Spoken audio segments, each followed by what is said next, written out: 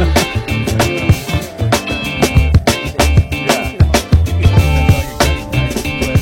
I talking? Okay.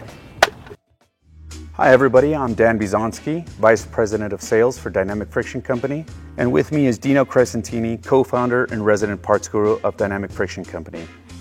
What we're going to talk about is the different types of pads that we offer for the same vehicle when there's different variations in how the vehicle is being used.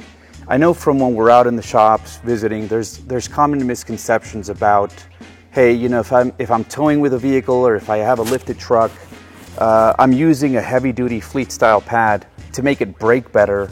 But what always comes back are complaints that, hey, it really didn't solve my problem. If anything, it actually doesn't even brake better than the stock pads.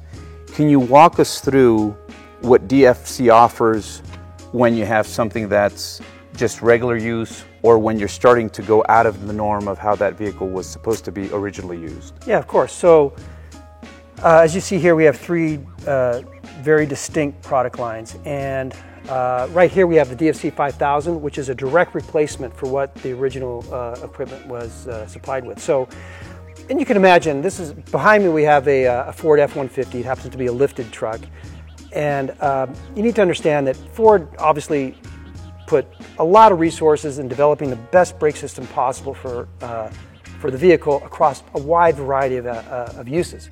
So whether that be trailering or going shopping or off-road use, all of the above. So for most of what you need to get done out of the brake pad, the DFC 5000 brake pad is more often than not what you need.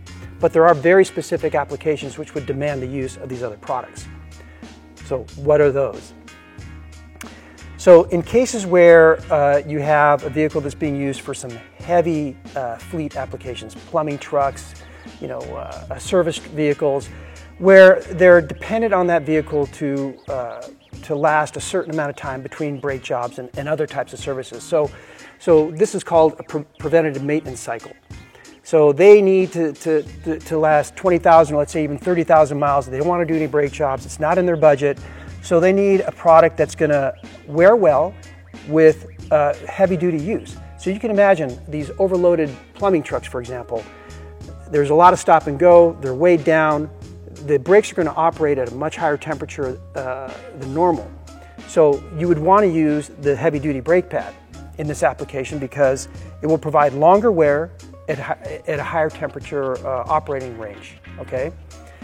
So one thing we've run across too out in the field is, as you can imagine, there's a lot of trucks out there that are lifted, which changes vehicle dynamics, but more importantly, they've got large diameter wheels, 35s, 38s, even larger.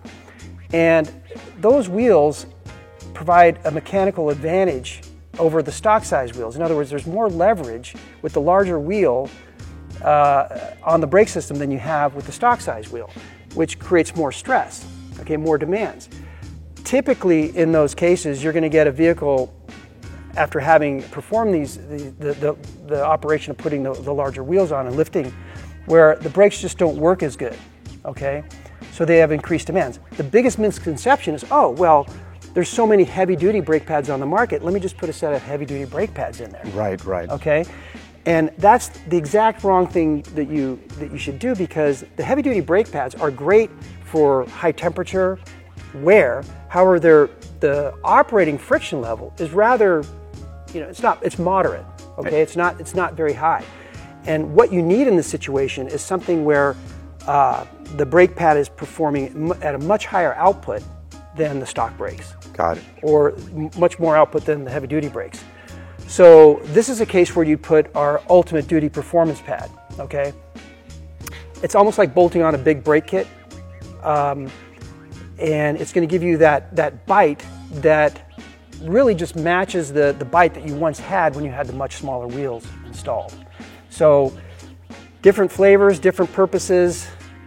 Thank you very much for explaining. So just to summarize, so if you're still using the vehicle like it's being used regularly, really 5,000 is what you should go with, even if you're doing some towing. Yeah. The vehicle really isn't modified that much.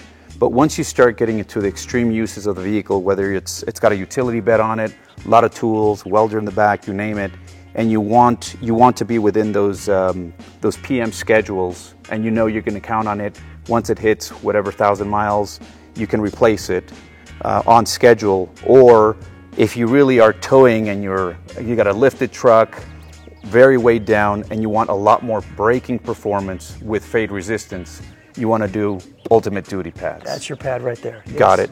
So not only for the F-150, we do this for, you know, the majority of trucks out there. We offer them, depending on how you're going to use it, we offer these 3 different types of pads for how you're using your vehicle differently. So thank you very much for joining us today, and hope you try our pads.